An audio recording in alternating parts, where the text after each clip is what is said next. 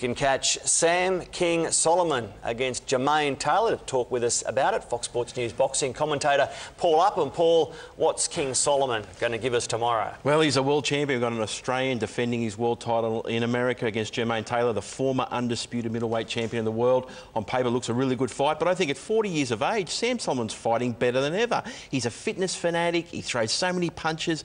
This fight's going to be seen on the ESPN network around the world. Hundreds of millions of people are going to watch this fight, and I think Aussie Sam is going to bring a very entertaining performance with a lot of punches. Life begins at 40, Paul. Trust me now, you've mentioned that Sam Soliman is an awkward puncher. To the uninitiated, any punch coming their way would be awkward. But what do you mean by that? There's a certain style where you throw punches in a certain manner and a certain technique with certain footwork. Sam does that, but he also does it completely backwards. He throws punches completely off balance, on awkward angles. He constantly throws punches when you're not expecting them. And normally his opponents take a few rounds to work this out, and I think he'll really surprise Jermain Taylor, who's a very straight-up-down fighter. He likes his jab, he likes his right hand.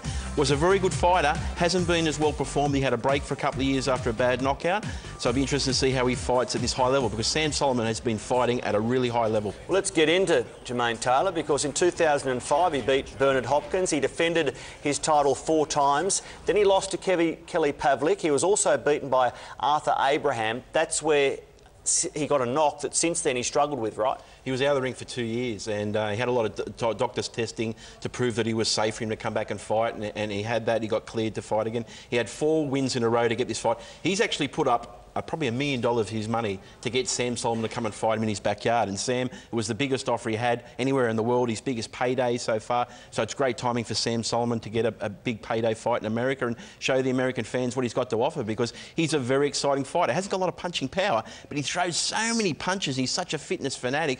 I think he's just going to swarm all over the top of Jermain Taylor. And the knockout and related problems that were suffered by Jermain Taylor, they're just part of the distraction at the moment, right? Yeah, look, he's actually out on bail. There's an alleged shooting in his own home where he allegedly shot his cousin in his own home. He's claiming it was self-defence, and he's out on bail. Now, I've known Jermain Taylor. He's a really good stand-up guy. He's never had this sort of problem before, so hopefully he can work these issues out. But for Jermain Taylor going into a comeback world title fight, it's the worst possible preparation, and it's a big plus for Sam Soliman. Tomorrow from midday on Main Event, Sam Soliman against Jermain Taylor. Paul Upham, thanks for joining us. You're backing the Aussie. That's what we like to see. Sam on points, and there's a replay at 6:30 in the evening for those working during the day. Paul.